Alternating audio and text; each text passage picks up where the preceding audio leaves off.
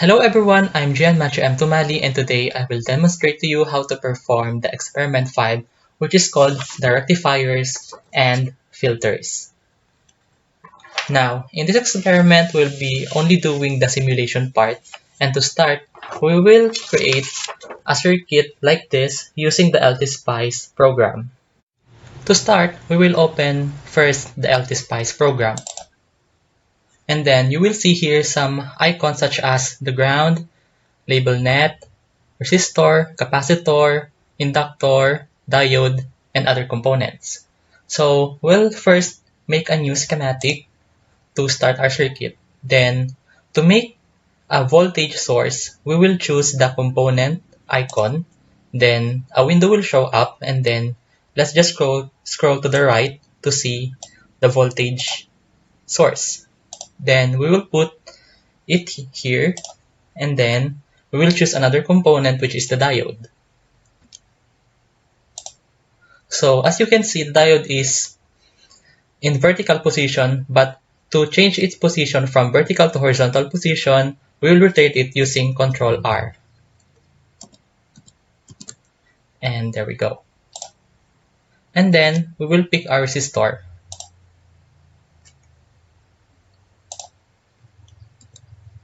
After that, we will connect the circuit by using this icon called wire.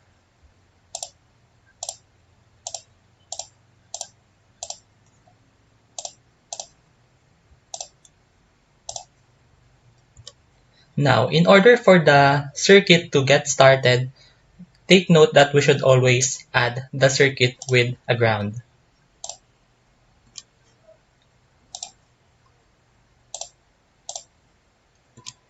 Then, we will label the nodes by right-clicking this part here or part here, and then select the label net.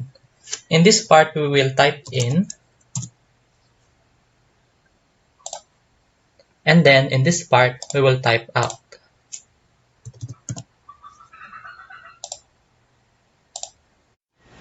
Now that we are done with our circuit, we will have to input our values to our components based on the experiment.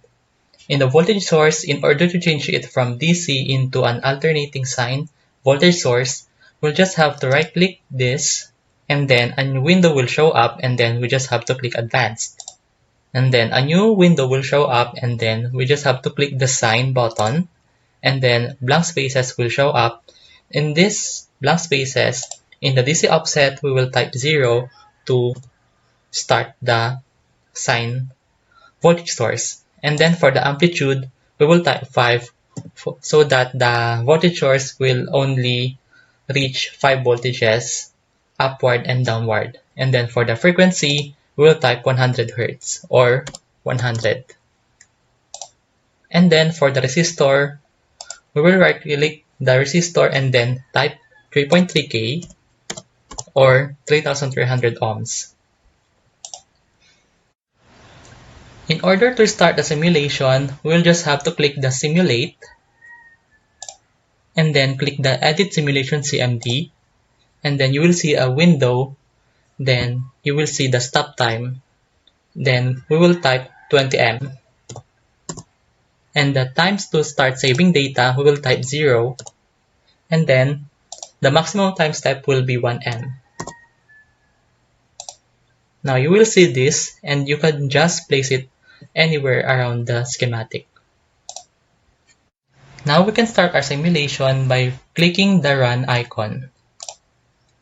You will see a window with black background, and in order for a graph to show, we will place our cursor into the in wire, and you will see that the cursor will change its figure into a probe, and then we'll just have to left click it. And then you will see a graph which tells us that this is the input waveform. In order to show the output waveform, we'll just have to click the out wire, and you will see again the probe into the cursor. As you can see in this graph, the green line shows us the input voltage and the blue line shows us the output voltage. The input voltage produces 5 volts in the upper part and negative 5 volts in the lower part, which tells us that this voltage source right here produces a 10 volts peak to peak. And then the output waveform produces around 4 to 5 voltage in the positive half cycle and then 0 volts in the negative half cycle. The reason that there is a voltage in the positive half cycle and there is no voltage in the negative half cycle, it is because of this diode right here. When the voltage is on the positive half cycle, the current flows into a clockwise motion. When the current flows into the clockwise motion, which is the same as the direction of this diode, the diode is said to be forward biased. And when the diode is said to be forward biased, the current can flow into the circuit. And therefore, current can flow into this resistor which produces voltage. However, we can say that it is not the same as the input voltage, which is 5 volts. And the reason is that this diode also have a barrier potential in which it reduces the amount of input voltage, which results into around 4 to 5 volts. And then when the voltage source is on the negative half cycle, the current flows counterclockwise, and since the direction of the current is opposite to the direction of this diode, then the diode is said to be reverse biased. And when the diode is reverse biased, there is no current flow into the circuit, making the resistor produce no voltage, which shows right here in this output waveform. Because the output waveform shows that the positive half cycle produces voltage while the negative half cycle produces no voltage, we can say that this circuit right here is called a positive half-wave rectifier.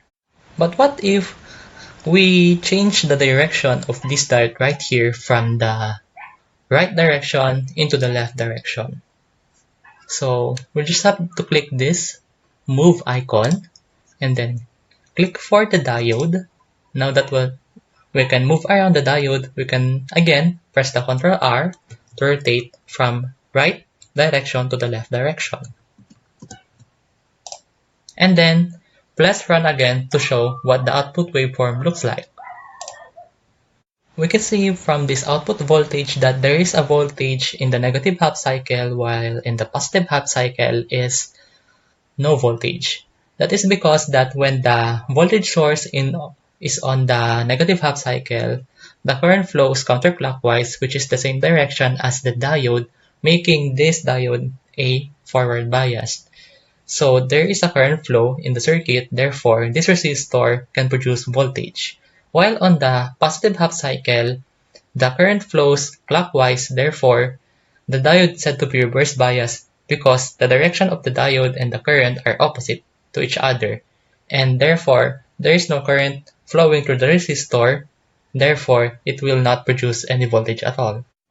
And because the output waveform shows that there is a voltage across the negative half cycle and no voltage across the positive half cycle, we can say that this circuit can be called a negative half wave rectifier. So after finishing this first part of this experiment, which is the half wave rectifier, we will now proceed to the next part of the experiment, which is called the full wave rectifiers. We'll just have to follow this circuit right here using again the LTSpice program. Again, with the use of LTSpice, we'll just have to create the circuit.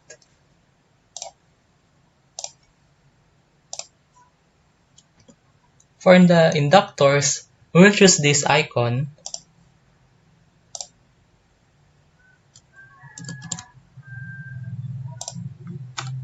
And then when you see that these words jumbled up, we can just use this move icon.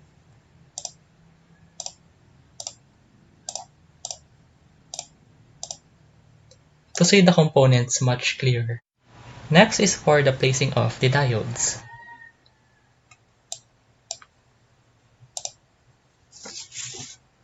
In the upper part of the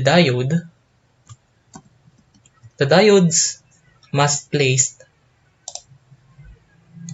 facing each other, while in the lower part of the diodes must face opposite to each other.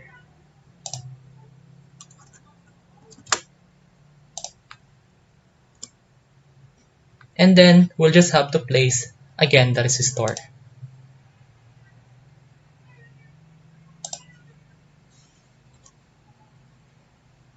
Now that the components are now complete, we'll just have to connect them with, again, the use of wire.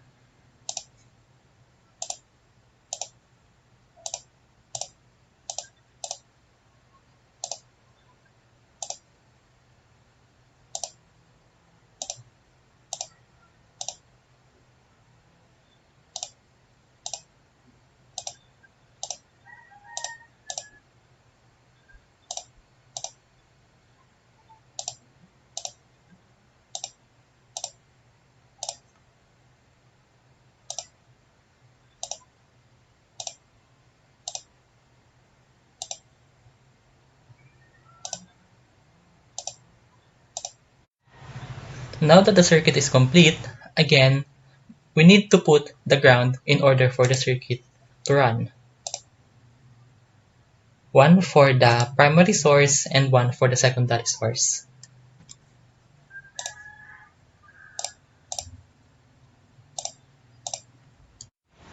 Now we can start labeling the components of this circuit.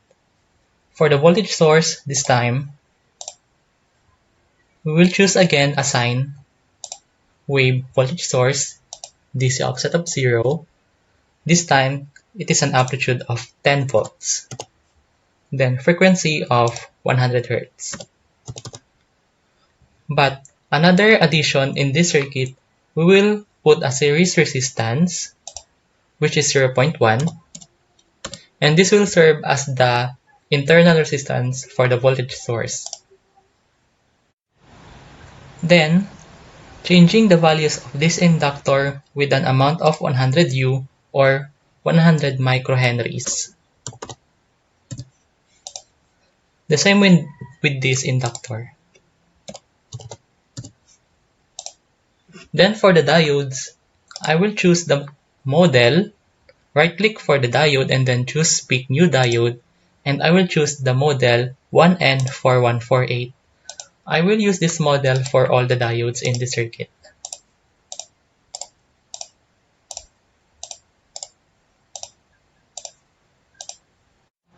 For the resistor's value, we will choose an amount of 4.7K or 4,700 ohms. And then, for the two inductors to act as a transformer, we will choose the edit function and then choose the SPICE directives, then type the following.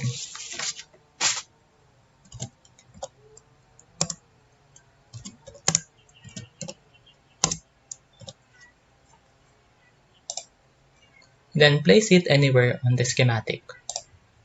Now we will start labeling the wires of the circuit. This wire right here, we will label it as primary by right-clicking and then choosing Label Net and type primary, or for short, prime. Then this wire right here, we will type as secondary or sec.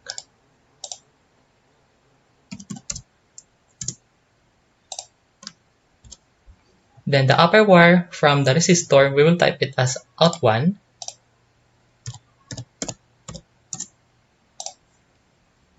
And the lower part, we will type or label as out2.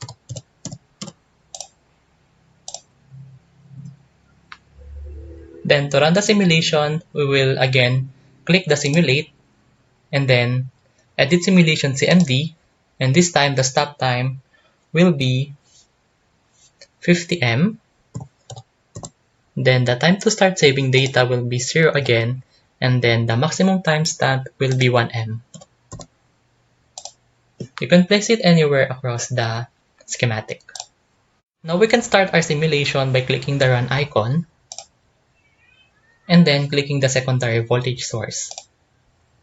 And then by right-clicking this graph right here and then choosing add traces, we will choose the Vout1 minus Vout2, as you can see here. Then press OK. As we can see from this output waveform, the graph shows from 0 to 4 volts. regardless of the cycle, whether it's a positive half cycle or a negative half cycle. And that is because when the voltage source is a positive half cycle, it will go the current through here. It will cross the D1 since it's a forward bias, but it will not cross D3 since it is a reverse bias. Then it will go through out1 but not D2 since D2 is a reverse bias. Then the current flows to the R1, goes to the out2, and then it will go to the D4 but not D3. That is because D3 is reverse bias. So it will go to D4 and then it will go back to the source. Then the output voltage will be positive. And when the cycle is negative half cycle, the current flows through the D2 but not on D4 since it is reverse bias. And then again it will go to out1, go to the resistor, and then go to out2, and then it will go to D3, then goes back to the source, which again produce another positive voltage output. And thus, this circuit shows us that this output waveform is called a full wave rectifier. But what if we place a capacitor parallel to this resistor?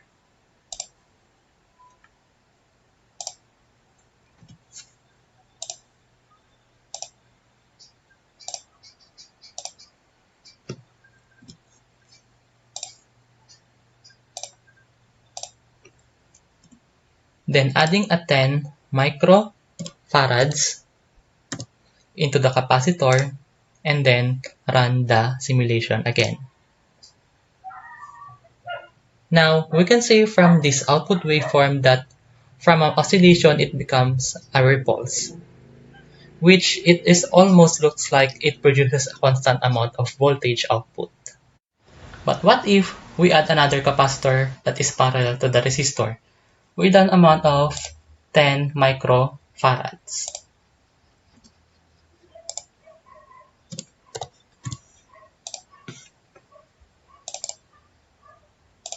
Now we can see that the output waveform shows a much cleaner voltage output that is almost looks like a straight line, which means that it almost produces a constant amount of voltage output. But what if we change the frequency from 100 Hz to 200 Hz? Now we can see that the output waveform is less straight compared from the previous frequency. Now what if we reduce the amount of resistance from the resistor from 4700 ohms into 2000 ohms?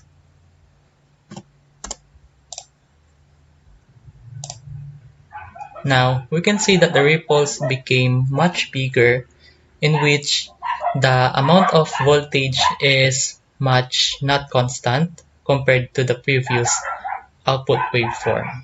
Now this ends our experiment. I hope you learned from this experiment and thank you for watching.